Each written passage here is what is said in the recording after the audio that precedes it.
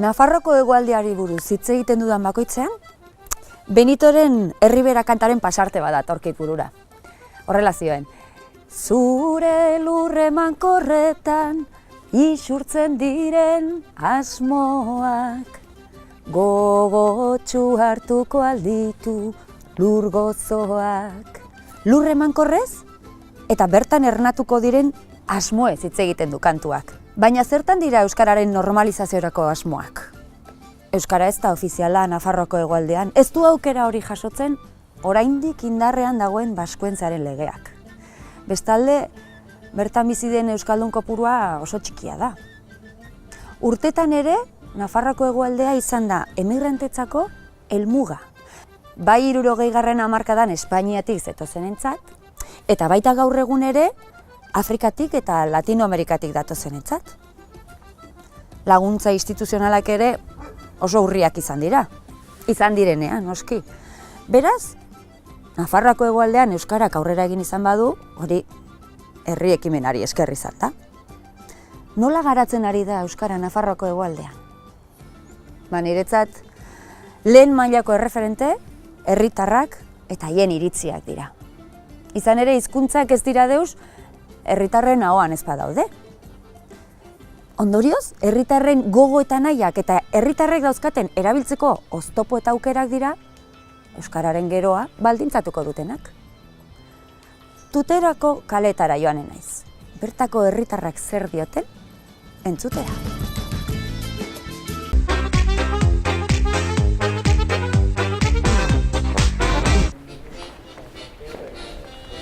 Barkatu bertako zarete? Bai. Anabel naiz, eta bera, euskararen egoera zein den jakin nahian nabil, eta galdera pare batzuk egiten maizuet edo? Bale. Nolakoa da gazte batentzat hemen euskaraz bizitzea? Hemen tuteran, duguna aprobetxatu, eta gero guretzat gurea sortu, pixka bat. Eskaintza aprobetxatu eta gero guk gure eskaintza ere atera. Zuek zabaltzen duzu eskaintza hori ere, bai. Hemen euskaraz bizitzea guretzat pizkat zaila, administrazioan eta hori ez dago asko, baina gure artean saiatzen gara hitz egiten eta gauzak sortzen, haienek izan duen moduan bai. Erakutsiko diozue pixka bat zuen herria eta jarraitzen dugu pixka bat honi buruz hitz egiten? Bai. Jaione, Edurne, esan didazue euskaraz bizitzeko, hemen lehenengo zuen daukazuen eskaintza aprobetxatzen duzuela. Zer da daukazuena? Eskaintza, administratiboki medikuan, udaletzean eta hori ezerrez, eta gero taberna batzuetan, herriko tabernan, eta hemen beterri peina bat dago ere euskalduna dena, baina gutxi gehiago. Eta horretaz aparte, esan duzue, orduan zuek egiten duzuela eskaintza hori zabaldu. Nola antolatzen zarete gazteak eskaintza hori zabaldu ahal izateko? Duela 3 urte edo hasi ginen antolatzen euskararen eguna prestatzeko, abenduaren 3an. Eta gero aurten tuterako jaietan gazte batzuk, Herribera osoko gazte batzuk antolatu gara txosna batzuk jartzeko, euskara sustatzeko eta kontzeptua eta kultura ere pixkat. Batu zarete ez tuterakoak bakarrik, baizik eta Herribera osoan, eta lehen aldiz txosna bat jarri duzue oso. Bai, gero azkenean gu kontrolatu ginen egiten genituela gauza puntualak, baina ez egoela antolakuntza finko bat, ez zeudela ekintza zehatz batzuk, eta orduan erabaki genuen, basela ordua gu gure artean ondo antolatzeko, eta gero eskaintzen duzuna ere ongi eskaintzeko. Eta zuen antolakuntza horretan, bada kanpotik jasotzen duzuen laguntzarik? Bai, gure lagunak, Botafaiako lagunak, Iruñako lagunak, etorri dira ere etorri den taldeak ere, ingurukoak, tuterako talde batzuk ere, baina hori Iruñakoak ere ezagutzen genituenak etorri dira laguntzera, baina hori. Eta bide horretan, oztoporik, nor jartzen ditu oztopoak? Edo dena polita eta dena laguntza? Ez, polita ez. Gero ere nabaritzen da. Guk ikusi dugu, tuteran txosnak jartzen eta udaletxaren partetik egon dela laguntzeko asmoa, baina ere azkenean, ez dakit, bazen inoiz egiten ezen gauza bat, eta orduan guztia ere ezin ziguten eman, gero ere kritika jasotzen genituen beste aldetik, orduan asmoa ikusi dugu laguntzeko, baina zaila izan da. Zaila izan da.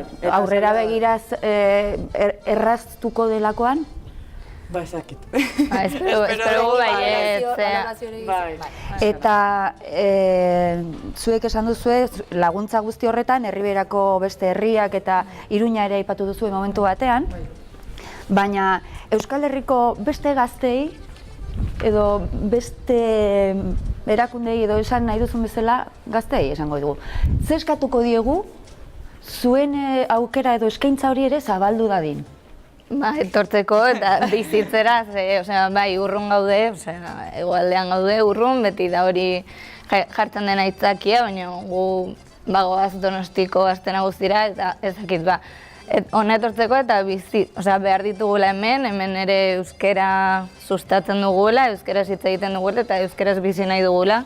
Eta Euskal Herriko taldeak, Euskal Herriko kultura sortzaileak hemen ere leku dukatela eta prest gaudela eta gogoz gaudela ara joateko, baizik eta beraieko ere etortzeko eta bai, hori da. Beraien promozioak direla edo dena delakoa dela, hemen ere oroitzeko, hemen ere leku bat badutela. Eta batez ere gazten zorkuntzak eta guzti hori hemen leku daukatela eta prest gaudela beraiek etortzeko eta hemen leku bat egiteko. Hemendik zuen deia, Jaione, Edurne, mila esker, Zuei, eskerrik asko. Ze jatorrak tuterako neskak. Argi ikusi dut, euskara bizi berritzeko ahalegin lokalak ez direla nahikoak. Eta horiek indartu egin behar ditugula. Euskal Herriko beste herrietan sortzen diren iniziatibak bertaratuz. Euskara normalizatzea ahalegin kolektibo handia da, denon parte hartzea eskatzen duena, eta ikuspegi orokorra behar duena. Beraiek egin diguten eskaria oso zentzuzkoa da. Azken finean, kilometro berberak daude Tuteratik Donostiara edo Donostiatik Tuterara. Eta hegoaldean behar da euskarazko eskaintza handitu. Hala ere, gai dira beraien burua antolatu eta dituzten behar komunikatiboak asetzeko. Aekan ikasitako bi herritarrekin egon naiz. Ikusi eta entzun zer dioten.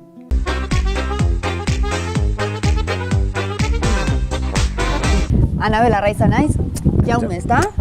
Jaume eta Lucia. Lucia naiz, bai. Bueno, biak Tuteran bizi zarete, Tuteran Aekan ikasi duzue, baina Jaume, zu Tuterako ez zara? Ez, jaiotzez, katalanez. Eta bihotzez, nafartarra edo euskalduna. Bai, Zergatik ez. Eta Tuterara etorri zeinen zuzenean, zein zan? Hasieran Iruñean eta gero orain Tuteran. Lana dela eta? Lana, eta orain musikote eta hemen bizi naiz. Eta zein izan zen zure motivazioa euskarara hurbiltzeko, euskaraz ikasteko motivazio hori?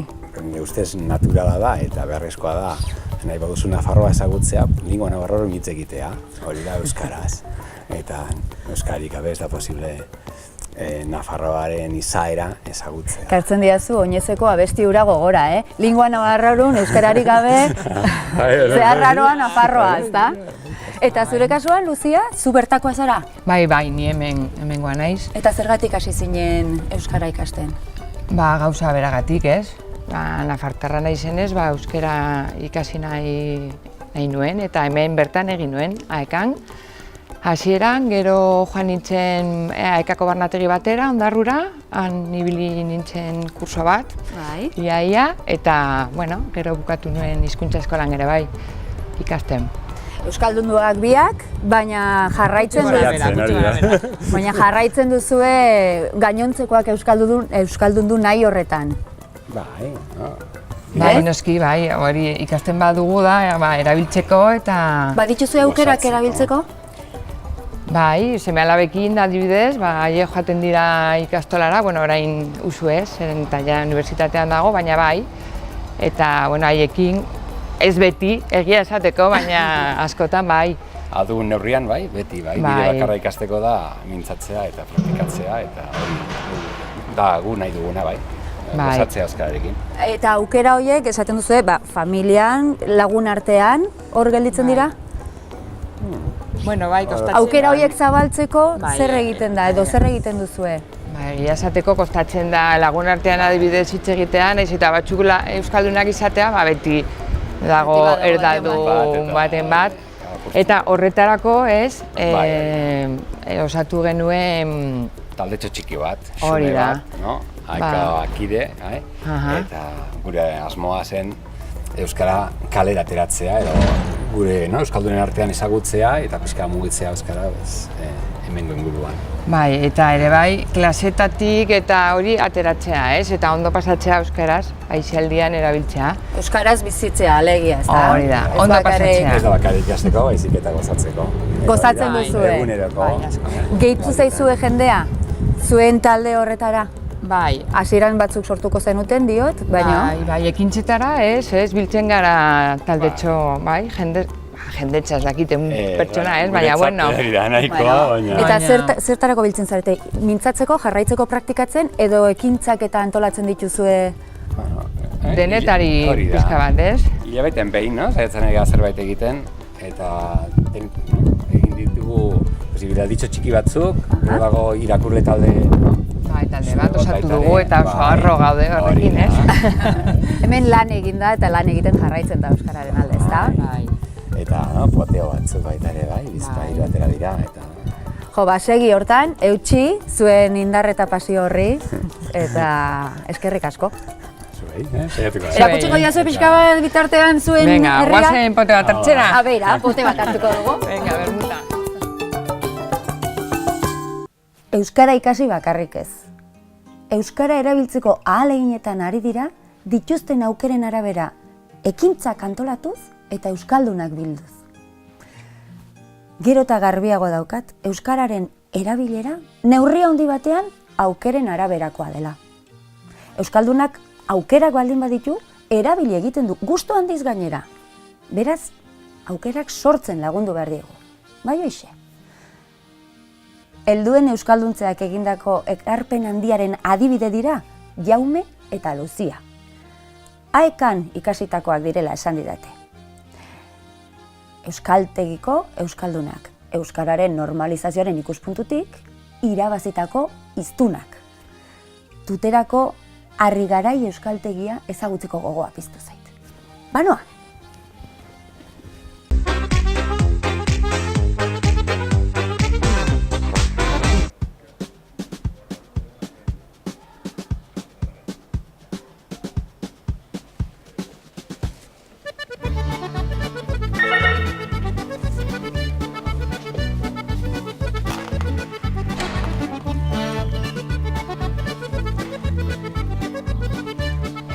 Alicia, aekakide batentzat tuteran lan egitea zer da?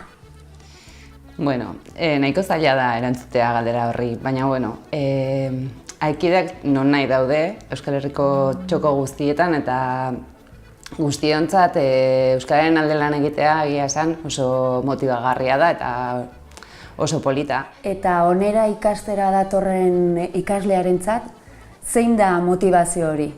Bueno, batez ere eta gehiengoa horregatik etortzen da, bere herriko hizkuntza delako, berea delako hizkuntza, eta orduan, bueno, ikasi behar duela sentitzen duelako. Ez duelako aukerarik izan orain arte, eta orain heldutan.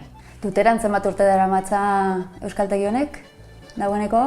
35 urte inguru. 35 urte, eta nola eraikitzen da tuteran euskaltegia?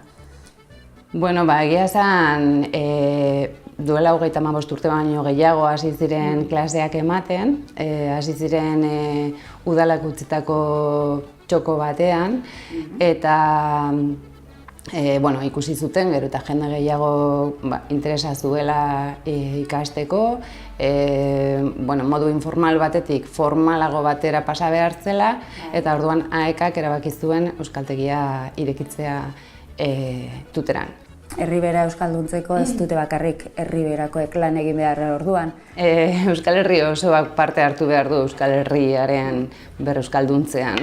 Euskal Herriaren berreuskalduntzea ez da tokian tokiko metatze lan hori egitea, baizik eta guztion artean eta dena estrategia oso baten barnean dena euskaldunduko dugu. Baina guztion artean ez bakarrik hemengoek edo tokian tokikoek lan zama handien hartuz. Laguntza aipatu dugu, baina suposatzen dut proiektu hau garatzeko ere oztopoak izango zirela. Alde batetik dugu administrazioak ez duela laguntzen, ez ekonomikoki ez bestelako ekin ere. Ez dago, administrazioa ez dago. Administrazioa ez dago, hemen, existitzen da, hor dago, baina ez digu laguntzen. Eta gero baliabideen kontua dago, noski dena lotuta dago. Eta Nafar gobernutik egiten dena? Nafarroko gobernuak ia ez du ez ere egiten. Bai, aldaketa bat egon da, aldaketa hori somatzen da gutxienez ez dagoelako kontra, baina ematen dituen aldeko pausuak oso txikiak dira. Orduan guk behar dugu beste erritmo bat, behar dugu euskara normalizatzeko edo euskara azpizializateko edo horretan pausoak eman alitzateko behar dugu beste erritmo bat asko azkarragoa. Beharrak aipatzen diazu, Alizia, demagun hemen badugula mirakulo berezi bat eta irudesio eskatzeko aukera daukagula. Zer eskatuko luke Alizia momentu honetan? Erdiko franja horretan ez aldez kontra dauden horiek gure aldeko pausuak ematen hastea. Kontzientziazio lan hori. Kontzientziazio lan horretan pausuak ematea. Euskaldunak garenak beldurri gabe euskararen alde lan egitea. Beldurra dago? Batzuetan bai. Orduan beldurri gabe euskararen alde lan egitea eta euskara erabiltzea, erabilerari gabe berdin da ezagutzea. Eta noski administrazioak laguntzea. Administrazioak baliabideak jartzea bai euskaltegiari, bai euskarik hasi nahi duenari, eta horiek izango lirateke epe ertainean eskatuko nituzkenak. Alizia, zure eskari hauek ere gureak egiten ditugu, gure egiten ditugu. Oso ongi, mila esker. Eta orain nahi baduzu, erakutsiko dizut euskaltegia eta ikusiko duzu bertan dagoen jendea. Primera.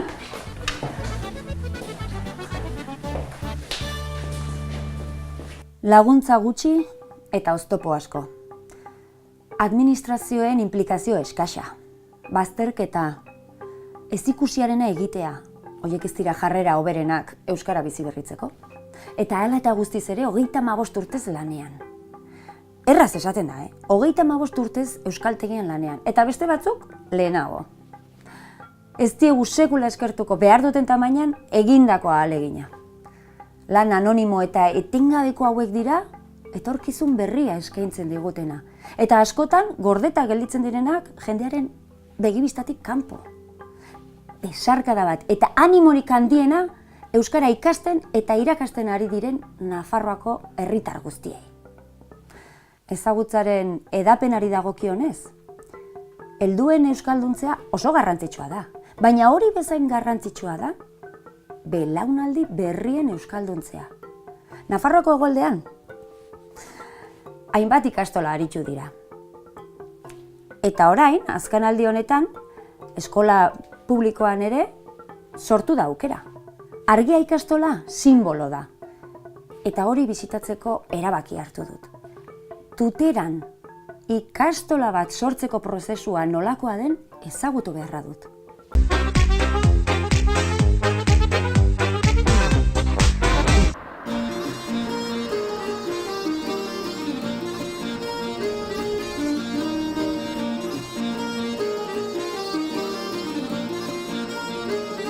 Kaixo, Maru? Bai.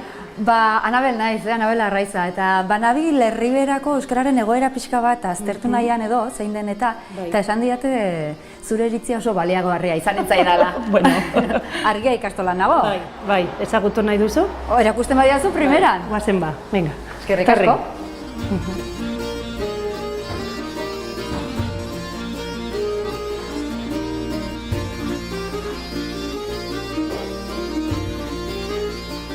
Ederra, Maru? Eraikina. Bai, ederra da, bai. Nola sortzen da Argia ikastola? Bueno, Argia ikastola sortzen da, orain dela 33 urte, 5 familiek, bost posterik ez, ala erabaki zutelako. Seme-alabak bildu, eta Tuterako Aldezarreko peña batean bildu ziren, eta erabaki zuten, beraien seme-alabentzat irakaskuntza euskalduna nahi zutela, ikastoletan antolatuta zegoen bezala. Argia nondik atera zen?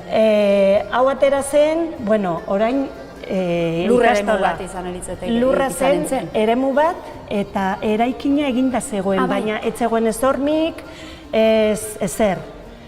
Guk erosi genuen orubea, eraikina, baina porlana, justo, 2 pisu, markatzen zituen hori, 4 zutabe. Hau, alaxe erosi gendun, eta, poliki-poliki, hormak jarri, gelak itxi, umez bete, eta urte batetik bestera, poliki-poliki, lehenengo solairua umez bete, langilez bete, gurasoz bete, eta gero bigarrenera pasatu ginen, eta orain patioak dauzkago, sukaldea, jantokia, atzean kiroldegia, eta urteak daramatzagu ja hemen, ia 200 ikasle. Historia asko daukazue hemen, Asko. Maru, argia ikastolan bai, baina aekan ibilitakoa. Bai. Korrika arduraduna, oinez arduraduna. Bai. Zuk baduzu panorama, euskaltzaletasunaren panorama orokor bat, zer nabarmenduko zenuke? Nabarmenduko nuke, ezin dugula atxeden hartu, ez dakit nola esan. Euskalduna gara, herriberan bizi gara, eta uste dut ezin dugula atxedenik hartu. Esan nahi dut gure esku dago, euskerari zor zaion eremua eskaintzea, eta... Baina zuen esku bakarrik?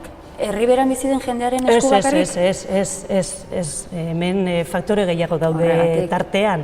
Esan nahi dut agintariak, udalak, gobernua, baina nik neuk, nire buruari esaten diot, ezin dudala atxedenik hartu. Beti izan behar dut euskaldun aktibo. Bizi naizen lekuan, kanpora joaten naizenean, eta gure esku dago gogoratzea eta jakinaraztea askotan euskaldunak existitzen garela. Zer aldatu behar dugu horri buelta emateko? Horretarako oso drastikoa naiz. Baskuezeren legea deusestatu behar da, hori hasteko. Pauso asko egin dira euskararen alde, orain Iruñerriko herri askok zonalde mistora pasatu dira, lortu dute, bai, pausoa dira. Baina pauso txikiak, nire ustez, nire uste apalean. Bai, nik uste dut indarrean dagoen gobernua ausartagoa izan beharko litzatekela. Eta gero, aukerak eman, eta jendeak libreki erabakiko du zer nahi duen. Mundu globalitzatu honetan, aukera daukazu, ez daki nongo telebista ikusteko, irratia, kultura, dena izan dezakezu etxean. Eta herriberan, ez daukagu eskubide hori, eta gainera hori, eskubideaz ari gara. Beraz, ni hala pentsatzen dut. Eta emanen banizu orain aukera esateko, irtenbide bat eman behar diogu prozesu guztioni, normalizazioari, eta hiru eskari behar ditut, 3 behar. Aipatu behar da euskera hizkuntza dela, gurea dela, nafarrena dela, 21. mendeko hizkuntza dela, ezin dugula galdu, eta guztia egiteko balio duela. Lanerako, ongi pasatzeko, irakurtzeko, kulturan aritzeko, euskaraz bizitzeko. Eta guzti hori, jende askok badaki, baina uste dut nun eta hemen urte askotan justo kontrako mezuak jaso izan dituela jende askok. Eta kontra egin behar dugu orain. Hizkuntza politika berria, legea aldatzea, eta aukerak ematea, behin da berriz errepikatu digu Maruk. Nola izan zaitezke euskaldun aukerarik ez baduzu. Hizkuntza bat erabiltzea ekintza soziala da. Jendearen artean gertatzen den ekintza alegia. Beraz, beharrezkoak ditugu aukerak, aurrera egiteko. Ezagutza hedatzea ez da nahikoa espazioak irabazteko. Espazioak irabazteko hizkuntza politika behar dugu. Herri mugimendua indarrez aritu da, Eta zailtasunak zailtasun, bere burua antolatuz aurrera pausoak ematea lortu du. Segurazki, alor sozioekonomikoa izanen da zailenetarikoa euskarak bere lekua irabazteko. Eta hala ere, zonaldeko ekoizleen artean proiektu interesgarriak sortu dira. Hoietako bat, Mendiko upategiarena da. Eta bisitatzera joanen naiz.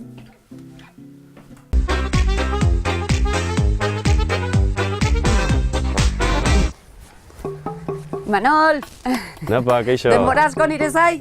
Bueno, ez gehiegi. Prest, Kaixo. upategitara joateko. Barak utziko dizut, hemen Bai. daukaguna, bai. Venga, ba.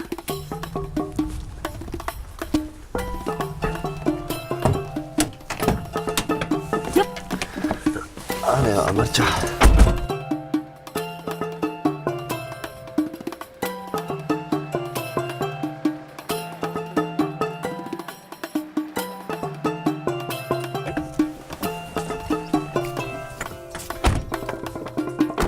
Urak, hauek ere bai zuenak. Bai, hauek dira, bat desberdinetakoak, eta bueno, hementxe ditugu ibar inguru hontan, eta, bederatzi sail desberdin ditugu. Bederatzi, Bai. Mendiko upategia, Imanol, zer da Mendiko? Da hemen Noibarren aitak 2000 urtean sortu zuen ekimen bat, hori, bere matxekin, bere ardoa egiteko, pixkat beste ekologikorako jauzi bat emateko aukera mantenzion proiektu bat bezala, ez? Eta, ni orain urte batzuk sartu nintzen hortan, eta orain aitata bio gabiltza, hori, mastiekin, ardoa ekoizten, eta salmenta... Ardoa da zuen proiektua. Bai. Egon gara pixka bat hola harakatzen, zuekin bildu aurretik kotillo pixka bat egiten dugu. Eta ikusi dugu webgunean, eta baita etiketetan, eta euskararen presentzia ere badagoela, badakigu herrigora ekimenaren barruan ere hor bazabiltzala. Orduan, hor ikusten da, zer da euskararen aldeko apustu bat egiten dena Mendikotik? Bai, azkenean aitak hasieratik Sangotako ikastolaren eraikuntzan eta parte aktibo izan zen, eta gu sortu ginenean bertara eraman gintuzte eta betidanik izan dugu etxean eta inguruan txikimendu bat ez horren alde. Orduan txikimendu horretik abiatuz, zu zeure bizitzan sortzen duzunean edo zer, nahi duzu zure parte den heinean zuzarena hor islatzen. Eta, ni pixkat upategira lanera sartu nintzenean, hasi ginen pixkat itzultzen, web horrialdea, jasan web horrialdea egin genuen hasieratik 3 hizkuntzatan. Eta gero hasi ginen pixkat etiketekin eta holan. Euskara erabiltzegatik eta euskara sustatzegatik eta euskararen jarduna horregotegatik, instituzioetatik izan duzue laguntzarik? Ez dakit, adibidez, etiketak euskaraz ere jartze horretan edo ez dakit inoiz esan dizuete, benga, guk lagunduko dizuegu. Egia esan ez gara oso instituzio zaleak eta gure bidea, gure baliabidekin egiten saiatzen gara, eta ni pixkat konpontzen nintzen itzulpenak eta egiteko, eta honek egin nituen, eta listo. Baina egia esan ez dugu olako ikusi argiki ez dugu ikusi ez diru laguntzari bideratu denik itzulpenetarako, behintzat gure gana ez dira etorri esan haizu hau dago, aprobetxatu... Beste gauza batzutarako etorriko dira, ba? Bai, noski, gizu hemen autonomo eta nekazailo gabiltzala inspekzioekin gainezka eta ez laguntzeko, baizik eta askotan oztopoa jartzeko, eta horietara badatoz, urtean 5 edo badatoz, baina holako kontuetarako eskaz. Ez datoz. Imanol, esan diazu leheno, hau ez dala mahasti bakarra, erakutsi barko izkiazu besteak ere. Itzalean daude, deguzkitan ere. Noski, deguzkia behar.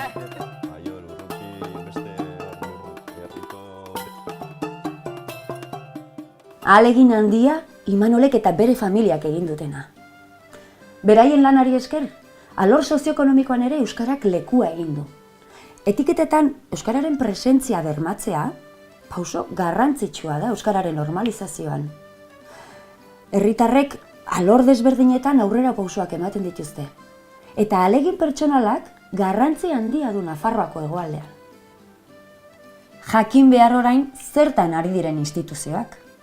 Hizkuntza politika herri ekimenaren eta ekimen instituzionalaren arteko adostasunetik sortzen bada, eragingarriagoa da. Nafarroako hegoaldean euskara teknikari bakarra dago. Tafaian dago. Ana Flamarike da bera. Bera bisitatzera joanen naiz.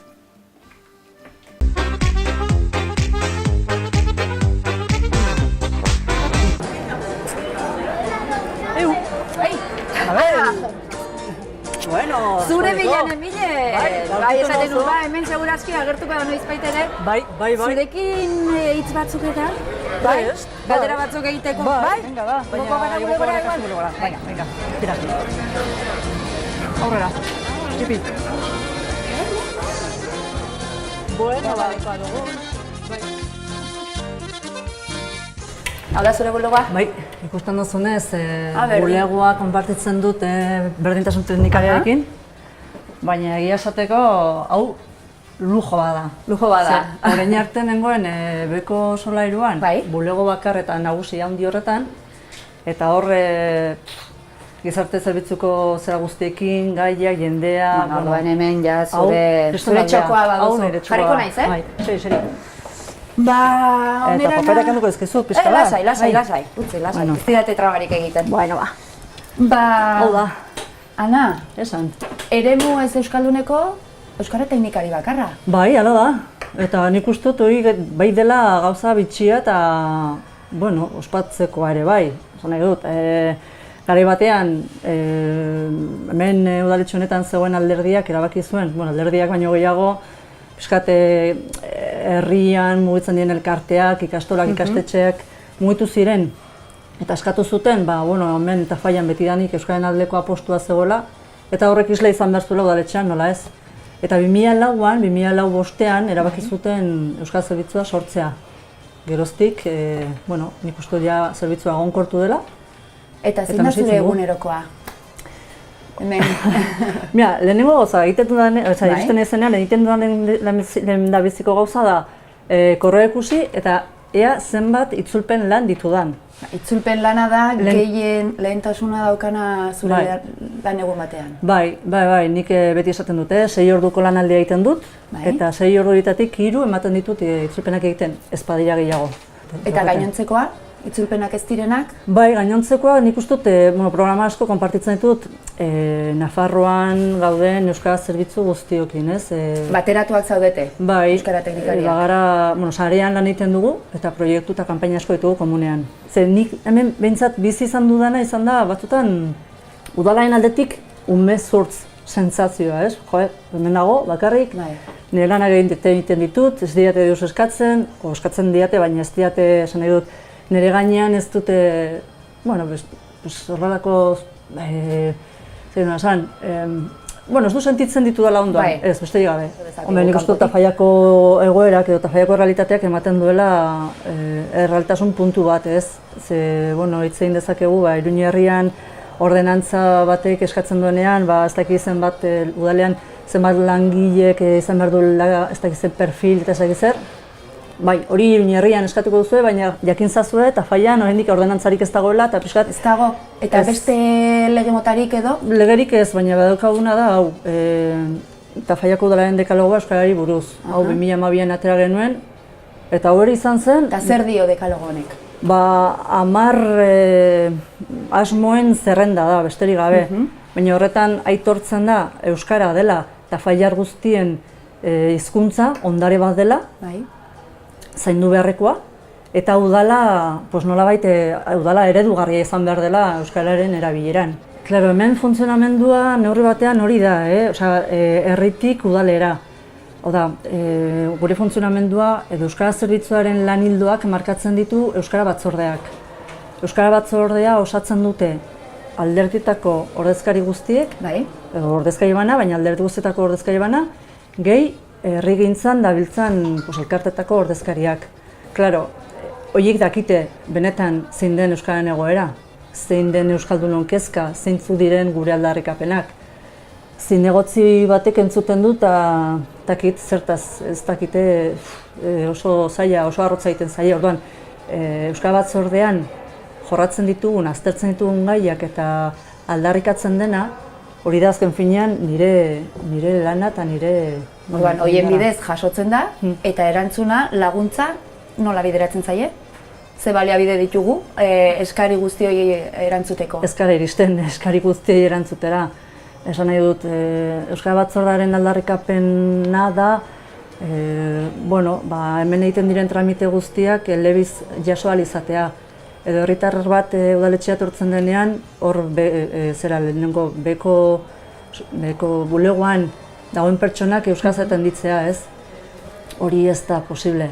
Besteak beste, ez daukagulako udalangileak euskalduntzeko dirurik. Osongi, ez dizu denbora asko gehiago kenduko? Lagundu nahi badiazu itzulpenekin, ni... Saiatuko naiz, Oso polita dira. Mila esker, Ana, benetan. Pues ez zurratik, hemen hauzue. Jarraituko du, bale? Eskerrik asko. Zuri, gira. Gero arte. Bale, aio, bai. Argi dago, Tafallan euskara zerbitzua egotea, ona da euskara normalizatuko bada. Baina hizkuntza politika ez da bakarrik itzulpenak eta diru banaketa. Tafallak, Euskal Herriko beste herriak bezala, bere egoera soziolinguistikoa abiapuntutzat hartuta, errealitatea eraldatzea bilatzen duen politika implementatu behar du. Anak esan digunez, arduradun politikoek ez dute irizpiderik ezartzen. Eta egiten uzten dute, baliabideak agortu arte. Baina politika horrekin nekez aldatuko dugu egoera. Ana teknikaria da, ez ditu erabaki politikoak hartzen. Erabaki politikoak arduradun politikoek hartzen dituzte. Eta Tuterako alkatea bisitatzeko erabaki hartu dut. Hizkuntza politika zertan den galdetuko diat.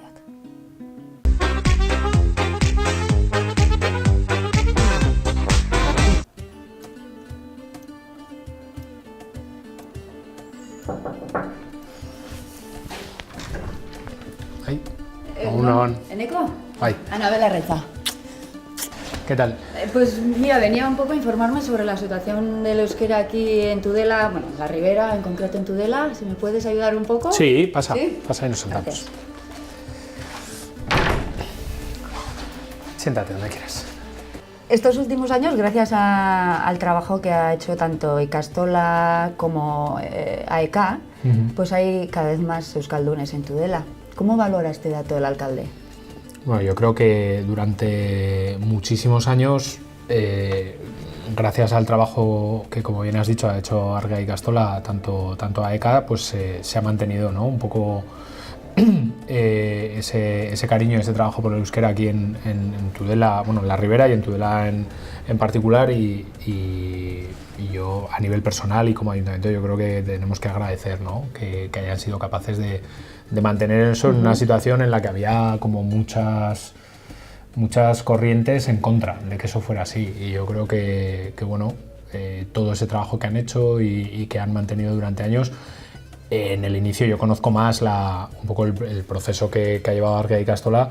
Me parece que siendo auténticos héroes, los padres y las madres hace 25 o 30 años, llevando a sus hijos y a sus hijas a una Ikastola que entonces no estaba admitida todavía por el gobierno de Navarra como una enseñanza reglada, y poco a poco consiguieron hacerlo, y yo creo que hay que agradecerles que hayan mantenido esa llama durante todos estos años. Desde la alcaldía, ¿cómo se facilita a esta gente ese poder vivir en euskera en Tudela?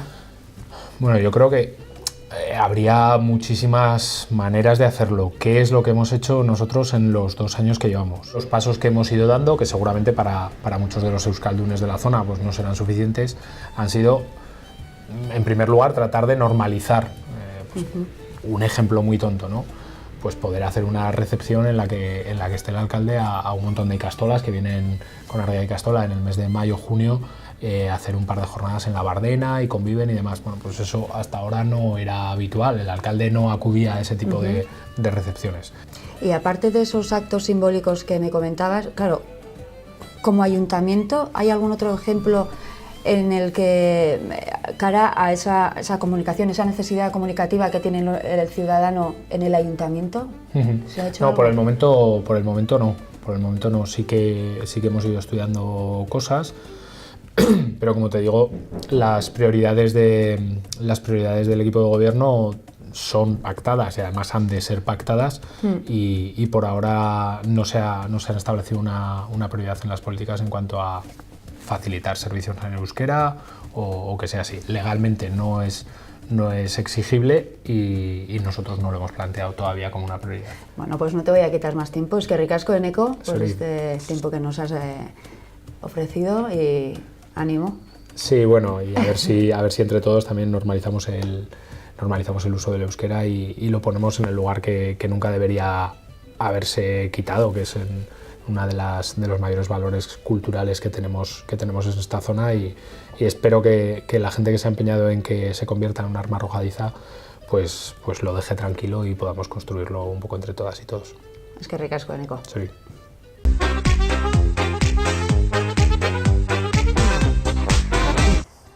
Nafarroko hegoaldean egin dudan ibilbide honetan, harrituta gelditu naiz euskararen alde lan egin duten herritarren adorearekin. Izan ere, euskaltegiak edo ikastola bezalako proiektu konplexu bat sortzeko erakutsi duten indarra oso aintzat hartzekoa da. Gainera, beraien behar komunikatiboak asetzeko beren burua antolatu dute. Hori bizi indar handiaren erakusle da. Euskarak Nafarroko hegoaldean aurrera egiteko neurri batzuk hartu beharko lirateke. Baskuentzeren legeak zonaldean kalte handia egin du. Eragotzi egin du euskararen beraren garapena. Beraz aldatu beharra dago. Nafarroko gobernuak ere hizkuntza politika berria eta eragingarria implementatu beharko luke. Udalek euskara zerbitzuak herri guztietara zabaltzeaz gain, egoera linguistikoa eraldatzea ekarriko lukeen hizkuntza politika indarrean jarri behar dute. Ezagutza handitzera bideratua egonen dena eta euskara erabiltzeko espazioak lortzera bideratua egonen dena. Gero, euskaldunok ere Euskal Herria bere osoan kontuan hartu beharko genuke lan egiterakoan. Kultura sortzaileak, aisia eta kirola antolatzaileak, edo oro har euskarazko eskaintza sortzaileek Nafarroko hegoaldea kontuan hartu beharko lukete beren edapenerako, eskaintzen edapenerako. Errentagarritasuna ez da bakarrik ekonomikoa. Askotan espazioak sortzeak hiztun berriak bereganatzeko aukerak sortzen dizkigu. Eta azkenik, etengabeko sentsibilizazio lana egin beharra dugu, euskararen berreskurapenean herritarrak inplikatu gaitezen. Bat zatozten irekin?